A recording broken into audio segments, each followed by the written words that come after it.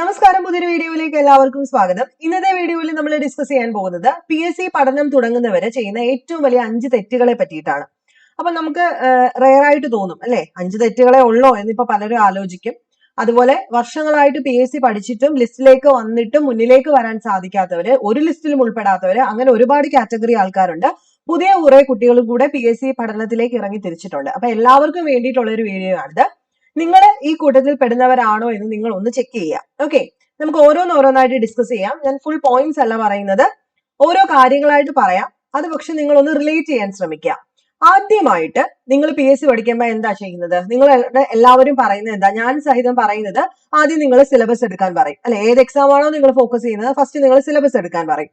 എന്നിട്ട് നിങ്ങൾ എന്താ ചെയ്യുന്നത്, സിലബസ് അങ്ങോട്ട് എടുത്തു വെക്കും. ഹിസ്റ്ററി, ജോഗ്രഫി, എക്കണോമിക്സ് അങ്ങനെ തുടങ്ങുന്ന എല്ലാം കൂടെ കണ്ടു കഴിയുമ്പോൾ നിങ്ങൾ ആദ്യം ചെയ്യുന്നത് അവിടെയും ഇവിടെയൊക്കെ പോയിട്ട് കുറെ നോട്ട്സ് അങ്ങ് ഡൗൺലോഡ് ചെയ്യും ആണല്ലോ. എന്നിട്ട് രണ്ടാമത്തെ സ്റ്റെപ്പ് എന്താ ചെയ്യുന്നത്, നോട്ട്സ് കിട്ടാവുന്നതിന്റെ മാക്സിമം എടുക്കും. NCERT, SCERT ഒക്കെ ഡൗൺലോഡ് ചെയ്ത് വെക്കുക എന്നുള്ളതാണ് നമ്മുടെ ഫസ്റ്റ് പ്രയോറിറ്റി.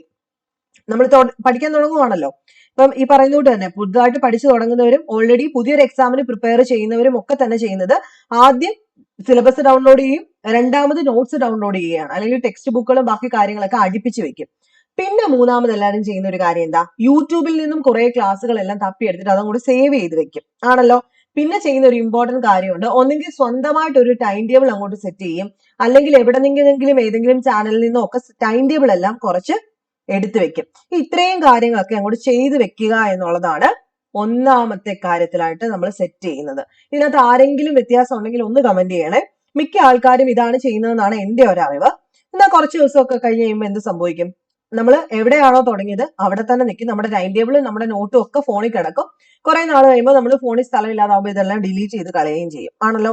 അപ്പൊ ഇവിടെ പല പ്രശ്നം എന്ന് പറയുന്നത് പഠിക്കാൻ പറ്റാത്തതോ ഒന്നും ആണോ അല്ല, നമ്മൾ ചെയ്യുന്ന കുറച്ച് തെറ്റുകളാണ്. അതിനകത്ത് ഒന്നാമത്തെ തെറ്റ് ഞാൻ പറയാം, സമയം ഒട്ടും കളയുന്നില്ല, എല്ലാം ഒരുമിച്ച് പഠിക്കാൻ ശ്രമിക്കുക. അതുകൊണ്ട് ഈ കൊച്ചിനെ കണ്ടോ, ഈ ഇരിക്കുന്ന ഇതേ ഇരിപ്പ് തന്നെയാണ്. നമ്മൾ സിലബസ് എടുത്ത് വെച്ച് നോക്കുമ്പോൾ ആദ്യത്തെ ദിവസം നമ്മൾ ഹിസ്റ്ററി എടുത്തു, ജോഗ്രഫി എടുത്തു, കോൺസ്റ്റിറ്റ്യൂഷൻ എടുത്തു, എക്കണോമിക്സ് എടുത്തു, സയൻസ് എടുത്തു, കറണ്ട് അഫയേഴ്സ്, ഇംഗ്ലീഷ്, മാത്സ്. ആദ്യം ഹിസ്റ്ററി എടുത്തു കഴിയുമ്പോൾ ഇച്ചിരി പഠിച്ചു കഴിയുമ്പോൾ തോന്നും അയ്യോ ഇനി അവിടെ കിടക്കുന്നു, എക്കണോമിക്സ് കിടക്കുന്നു, അപ്പൊ ഇനി അതിലോട്ട് പോകാം. അങ്ങനെ എല്ലാം കൂടെ ഒരുമിച്ച് അങ്ങ് പഠിക്കാം എന്നുള്ളൊരു ചിന്ത എനിക്കും നിങ്ങൾക്കും എല്ലാവർക്കും ഉണ്ട്. നമ്മൾ യൂണിവേഴ്സിറ്റി എക്സാം ആയിക്കോട്ടെ, ഏത് എക്സാം പഠിക്കുന്ന സമയത്ത് നമുക്ക് ആദ്യം ചെയ്യാൻ തോന്നുന്നത് എന്താ, എല്ലാം കൂടെ ഒരുമിച്ച് അങ്ങ് തുടങ്ങി വെക്കുക എന്നുള്ളതാണ് അല്ലെ. ആദ്യത്തെ ദിവസം ഹിസ്റ്ററി പഠിക്കും, സെക്കൻഡ് ദിവസം എക്കണോമിക്സ് പഠിക്കും, പിന്നെ ജോഗ്രഫി പഠിക്കും, കറണ്ട് അഫയേഴ്സ്. അങ്ങനെ കുറച്ച് ദിവസം കഴിയുമ്പോൾ നിങ്ങൾ എത്ര തീർത്തു എന്ന് നിങ്ങൾ തന്നെ നോക്കുന്ന സമയത്ത് ഒന്നും പ്രോപ്പർലി കംപ്ലീറ്റഡ് ആക്കിയിട്ടില്ല എന്ന് നമുക്ക് മനസ്സിലാവും. അപ്പൊ നമ്മൾ എന്താ ചെയ്യേണ്ടത്, അതിനെ ഓരോരോ പോർഷൻ ആക്കി മാറ്റുക എന്നുള്ളതാണ് അല്ലെ. ഫോക്കസും ഇല്ല, നമുക്ക് റിസൾട്ടും ഇല്ലാത്തൊരവസ്ഥ വരും. അപ്പൊ ആദ്യം ചെയ്യേണ്ടത് ഈ പറഞ്ഞതുകൂട്ട് ഡേ 1 to 3 നമുക്ക് ഒരു ഹിസ്റ്ററിയുടെ ഒരു 3-4 ടോപ്പിക്സ് എങ്കിലും പഠിച്ചു തീരണമെങ്കിൽ 3 ദിവസമെങ്കിലും മിനിമം എടുക്കും അല്ലെ. കൃത്യമായിട്ട് പഠിക്കണമെങ്കിൽ 3 ദിവസം എടുക്കും. അപ്പൊ നമ്മൾ എന്താ ചെയ്യേണ്ടത്, ഹിസ്റ്ററി 1 to 3 ഡേയ്സ്, അല്ലെങ്കിൽ ഒരു 1 തൊട്ട് 5 ദിവസം ഹിസ്റ്ററി പഠിക്കാം, അല്ലെങ്കിൽ 4 തൊട്ട് ഒരു 6 ദിവസം, അല്ലെങ്കിൽ 4 തൊട്ട് 2 ദിവസം കോൺസ്റ്റിറ്റ്യൂഷൻ കുറച്ച് ബേസ് ഉണ്ടെങ്കിൽ 2 ദിവസം കോൺസ്റ്റിറ്റ്യൂഷൻ കുറച്ച് പഠിക്കാം, 7 തൊട്ട് ഒരു 9 ദിവസം വരെ ജോഗ്രഫി. അങ്ങനെ ആ രീതിയിൽ ഒരു സ്ട്രക്ചേർഡ് പ്ലാൻ പഠിക്കണം. ഒരേ സമയം കൂടെ എല്ലാം കൂടെ പഠിക്കാതിരിക്കുക, ഒന്നൊന്നായിട്ട് കംപ്ലീറ്റ് ചെയ്ത് പോകാനായിട്ട് ശ്രദ്ധിക്കുക. രണ്ടാമത്തെ ഒരു ഇതെന്ന് പറയുന്നത് ഈ പറഞ്ഞുകൊണ്ട് നോട്ട്സ് ശേഖരിച്ചുകൊണ്ടേയിരിക്കും അല്ലെ. നമ്മൾ എപ്പോഴും ചെയ്യുന്നത് എന്താണ്, PDF ഇങ്ങനെ ഡൗൺലോഡ് ചെയ്തുകൊണ്ടിരിക്കും. നമുക്ക് പല ടെലഗ്രാം ഗ്രൂപ്പുകൾ നിങ്ങൾ ജോയിൻ ചെയ്തിട്ടുണ്ടായിരിക്കും, വാട്സപ്പ് ഗ്രൂപ്പിലൊക്കെ ജോയിൻ ചെയ്തിട്ടുണ്ടായിരിക്കും അല്ലയോ. എന്നിട്ട് നിങ്ങൾ എന്താ ചെയ്യുന്നത്, ടെലഗ്രാമിൽ നിന്ന് ആ നോട്ട് എടുക്കും, വാട്സപ്പ് ഗ്രൂപ്പിൽ നിന്ന് ഈ നോട്ട് സേവ് ചെയ്ത് വെക്കും, യൂട്യൂബ് ക്ലാസ് എടുത്തിട്ട് അതിന്റെ സ്ക്രീൻഷോട്ട് സേവ് ചെയ്ത് വെക്കും. അങ്ങനെ ഒരു ലാപ്ടോപ്പോ ഒരു ഫോണോ എടുത്തു കഴിഞ്ഞാൽ ഒരു 100 കൂട്ടം മെറ്റീരിയൽസ് ഒരു ടോപ്പിക്കിനെ തന്നെ വെച്ച് കാണും. ആണോ? എല്ലാവരും ഒന്ന് ചിന്തിച്ചേ, ഈ കൂട്ടത്തിൽ ആരൊക്കെ അങ്ങനെ ഉണ്ടെന്ന്. ഇല്ലാത്തവരും ഉണ്ടാവാം, മെജോറിറ്റി ഇങ്ങനെയാണെന്നാണ് എന്റെ ഒരു ചിന്താഗതി. അപ്പൊ ഇതിൽ എന്താണ് പഠിക്കേണ്ടതെന്നോ അല്ലെങ്കിൽ ഏതാ ഞാൻ പഠിച്ചതെന്നോ പിന്നെ ചോദിച്ചു കഴിഞ്ഞു കഴിഞ്ഞാൽ എന്താണ്, ഒരു ഓർമ്മയും കാണില്ല. അപ്പൊ നമുക്ക് എപ്പോഴും പറയാനുള്ള ഒരു കാര്യം, ഒരുപാട് മെറ്റീരിയൽസിലേക്ക് പോകുന്ന സമയത്ത് നമുക്ക് ഒത്തിരി മാർക്ക് കിട്ടുമെന്നുള്ള പ്രതീക്ഷ നിങ്ങൾക്ക് വേണ്ട. അതായത് ചിലരുടെ വിശ്വാസമാണ് മോർ മെറ്റീരിയൽസ് എന്ന് പറഞ്ഞു കഴിഞ്ഞാൽ മോർ മാർക്സ് ആണെന്ന്. അങ്ങനെയല്ല. ഏറ്റവും നല്ലൊരു സോഴ്സ് നിങ്ങൾ എടുക്കുക, അത് പ്രോപ്പർലി കൃത്യമായിട്ട് പഠിക്കുക. അതിനുശേഷം നിങ്ങൾ നോക്കേണ്ടത് PYQ ക്വസ്റ്റ്യൻസ് ആയിരിക്കണം. ആ ടോപ്പിക്സ് ബേസ് ചെയ്തിട്ടുള്ള PYQ ക്വസ്റ്റ്യൻ ആയിരിക്കണം. ഇനി മൂന്നാമത്തെ ഒരു തെറ്റെന്ന് പറയുന്നത് ഈ പറയുന്ന കൊണ്ട് തന്നെ PYQ ക്വസ്റ്റ്യൻസ് പലരും നോക്കാറില്ല.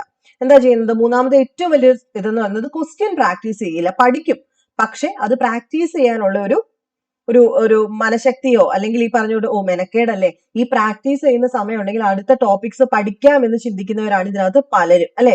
അപ്പൊ ക്വസ്റ്റ്യൻസ് എങ്ങനെയാണ് വരുന്നത്, ഈ ടോപ്പിക്ക് പഠിച്ചിട്ട് എനിക്ക് ക്വസ്റ്റ്യൻ അറ്റൻഡ് ചെയ്യാൻ പറ്റുന്നുണ്ടോ എന്നൊന്നും നമുക്ക് ഒന്ന് ചെക്ക് ചെയ്യാനുള്ള മനസ്സില്ല.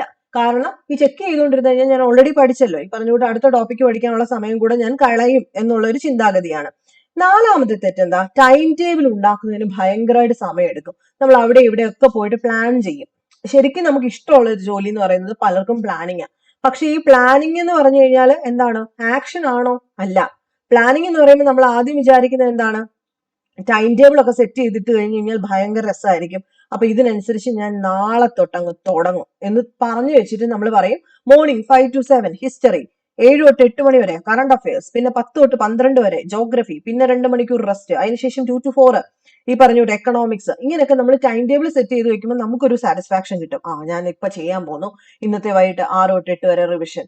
പക്ഷേ എന്താ സംഭവിക്കുന്നത്, ഈ പ്രിപ്പയർ ചെയ്യുന്ന സമയം നമ്മൾ പഠിച്ചായിരുന്നെങ്കിൽ, പ്രിപ്പറേഷൻ വേണ്ടെന്നോ പ്ലാനിങ് വേണ്ടെന്നോ അല്ല പറയുന്നത്, ഓവർ എംഫസൈസ് അതിന് കൊടുക്കാതിരിക്കുക, ഒരുപാട് പ്രാധാന്യം അതിലേക്ക് കൊടുത്തിട്ട് ഒരു സാറ്റിസ്ഫാക്ഷൻ നമ്മുടെ ബ്രെയിന് കൊടുക്കുക എന്നുള്ളതുകൊണ്ട് യാതൊരു പ്രയോജനവും ഇല്ല. അപ്പൊ ഇവിടെ ആക്ഷൻ ഉണ്ട് എന്നുണ്ടെങ്കിൽ, ഈ പറഞ്ഞോട്ട് പലരും പ്ലാൻ ചെയ്ത് നടപ്പിലാക്കുന്ന ആൾക്കാരുണ്ട്.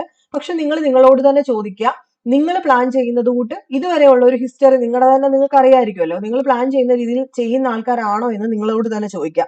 ആദ്യം ചിലർ പറയത്തില്ലേ, എല്ലാം പ്ലാൻ ചെയ്തെല്ലാം സെറ്റ് ചെയ്തിട്ട് അടിപൊളിയാണ്, ഞാൻ അടിപൊളിയാണ്, ഇത് സൂപ്പർ ആയിട്ട് നടപ്പിലാക്കുക, എന്നിട്ട് പറയും ഇന്ന് ഇച്ചിരി ക്ഷീണമായി, എന്തായാലും നാളെ തൊട്ട് തുടങ്ങാം. പിന്നെ നാളെ ആകുമ്പോൾ പറയും ഇത് ഇന്ന് നടക്കില്ല, മറ്റന്നാൾ തൊട്ട് തുടങ്ങാം. അങ്ങനെ കൃത്യമായിട്ടുള്ള ഒരു പ്രിപ്പറേഷനിലേക്ക് പോകത്തില്ല. അപ്പൊ ചിലരുടെ വിചാരം ടൈം ടേബിൾ സെറ്റ് ചെയ്താൽ പ്രിപ്പറേഷൻ ആയി എന്നാണ്. പക്ഷെ ടൈം ടേബിൾ ഫോളോ ചെയ്യുന്നവരാണ് പ്രിപ്പയർ ചെയ്യുന്നത്. അതുകൊണ്ട് കോംപ്ലിക്കേറ്റഡ് ആയിട്ടുള്ള ഒരു ടൈം ടേബിളിലോട്ടൊന്നും പോയി സമയം കളയണ്ട എന്നുള്ളതാണ് നമുക്ക് തോന്നുന്നത്, എനിക്ക് തോന്നുന്ന ഒരു കാര്യം. പിന്നെ ഏറ്റവും ഇമ്പോർട്ടന്റ് ആയിട്ടുള്ള മറ്റൊരു തെറ്റാണ് എല്ലാവരും ചെയ്യുന്നത്, കമ്പാരിസൺ ആണ്. കൊച്ചു കുട്ടികളെ പോലും നമ്മൾ പറയും നമ്മുടെ മക്കളെ മറ്റൊരാളുമായിട്ട് കമ്പയർ ചെയ്യരുതെന്ന് പറയും, അല്ലെ? കമ്പാരിസൺ അതൊരു ഭയങ്കര ഇമ്പോർട്ടന്റ് ആയിട്ടുള്ള ഒരു കാര്യമാണ്. അതായത് ചിലർ പോയിട്ട് കണ്ടിട്ടില്ലേ, അവരെന്ത് ചെയ്യുന്നു ഇവരെന്ത് ചെയ്യുന്നു, അല്ലെങ്കിൽ മറ്റൊരാൾക്ക് കമന്റ് സെക്ഷനിൽ നോക്കിയിട്ട്, ഞാൻ കഴിഞ്ഞ ദിവസവും പറഞ്ഞു, ഓരോരുത്തരുടെ കമന്റ് നോക്കിയിട്ടാണ് ഞാൻ ജയിക്കുമോ തോക്കുമോ എന്നുള്ളത് ഇവർ തീരുമാനിക്കുന്നത്. കമന്റ് സെക്ഷനിലോട്ട് പോകും, അവർക്ക് 95 കിട്ടി, അപ്പം അയ്യോ എനിക്ക് അത്രയില്ല, അപ്പൊ ഞാൻ തോറ്റു, അവരങ്ങ് തീരുമാനിച്ചു, എന്നിട്ട് അത് അടച്ചു വെച്ച് കഴിഞ്ഞു, ഇനി എന്നെ കൊണ്ട് ഒന്നിനും പറ്റില്ല. അപ്പൊ ലാസ്റ്റ് റിസൾട്ട് വന്നു കഴിയുമ്പോൾ നമ്മൾ പാസ്സാവുകയും ചെയ്യും. അതുകൊണ്ട് സോഷ്യൽ മീഡിയ കൂടിയിരിക്കുന്ന സമയം ആയതുകൊണ്ട് കമ്പയർ ചെയ്യുന്നത് മാക്സിമം ഒഴിവാക്കാനാണ് ഒരു അഭിപ്രായം പറയുന്നത്. അപ്പം സിലബസ് കംപ്ലീറ്റ് ചെയ്തു, അല്ലെ മറ്റൊരാൾ പറഞ്ഞു എനിക്ക് 95 കിട്ടി, അപ്പം നമ്മൾ ചിന്തിച്ചു തുടങ്ങും ഈശ്വരൻ ഞാനൊന്നും പഠിച്ചിട്ടില്ലല്ലോ, അല്ലെ? അപ്പോഴത്തേക്ക് മോട്ടിവേഷൻ കുറയും, പഠനം നിർത്തും. അപ്പം നിങ്ങളുടെ കോമ്പറ്റീഷൻ മറ്റൊരാളോടല്ല, നിങ്ങളുടെ ഇന്നലകളും ഇന്നുമായിട്ടാണ് എന്നാണ് ചിന്തിക്കുന്നത്, അല്ലെ? അതായത് ഇന്നലെ നിങ്ങൾ എന്ത് ചെയ്തു, ഇന്ന് നിങ്ങൾ എത്രത്തോളം മാറി, ആ ഒരു കമ്പാരിസൺ മതി. നമുക്കിപ്പം മത്സരിച്ച് മറ്റൊരാളോട് മത്സരിച്ച് ചിലരെ ഈ പ്രത്യേകിച്ച് സോഷ്യൽ മീഡിയയിൽ കാണുന്ന കമന്റ്സ് ഇടുന്ന പലരെയും നമുക്ക് പേഴ്സണലി അറിയത്തു പോലും ഇല്ല. പക്ഷെ എല്ലാവരുടെയും കമ്പാരിസൺ ഇപ്പൊ അവരുമായിട്ടാണ്. പണ്ട് അയൽവാസികൾ അപ്പുറത്തും ഇപ്പുറത്തും ഉള്ള കുട്ടികൾ തമ്മിലോ അല്ലെങ്കിൽ ബന്ധുക്കൾ തമ്മിലോ അറിയാവുന്നവർ തമ്മിലായിരുന്നു കമ്പാരിസൺ എങ്കിൽ ഇപ്പൊ അങ്ങനെയല്ല, സോഷ്യൽ മീഡിയയിൽ കാണുന്ന മുഖമില്ലാത്ത ആൾക്കാരുമായിട്ടാണ് നമ്മൾ കമ്പയർ ചെയ്തുകൊണ്ടിരിക്കുന്നത്. അപ്പം എപ്പോഴും പറയുന്നത് പോലെ തന്നെ ഒരു എക്സാം കഴിഞ്ഞു കഴിഞ്ഞാൽ കമന്റ് സെക്ഷൻ നോക്കിയിട്ട് ആ മാർക്ക്, ചിലപ്പോൾ ചിലർ കള്ളമായിരിക്കും പറയുന്നത്, മാക്സിമം ആൾക്കാരെ ഒഴിവാക്കാൻ വേണ്ടിയിട്ട് കമന്റ് ഇടുന്ന ആൾക്കാർ പോലും ഉണ്ട്. അതൊക്കെ നിങ്ങളൊന്ന് മനസ്സിലാക്കുക. അപ്പൊ ഏറ്റവും നിങ്ങൾ ഇമ്പോർട്ടന്റ് ആയിട്ട് ചെയ്യേണ്ടത് കമ്പാരിസൺ നിർത്തുക. കമ്പയർ ചെയ്യേണ്ടത് നിങ്ങളോട് തന്നെ ആയിരിക്കണം. ഇന്നലത്തെ നിങ്ങളും ഇന്നത്തെ നിങ്ങളും തമ്മിലായിരിക്കണം കമ്പാരിസൺ വരേണ്ടത്. ഇനി ഏറ്റവും ബോണസ് ആയിട്ട് വരുന്ന ഏറ്റവും വലിയ തെറ്റെന്താണെന്ന് അറിയാമോ? എക്സാം അടുത്ത് വരുമ്പം സീരിയസ് ആയിട്ട് ഞാൻ പഠിക്കാം എന്നുള്ള ചിന്ത അത് നിർത്തുക.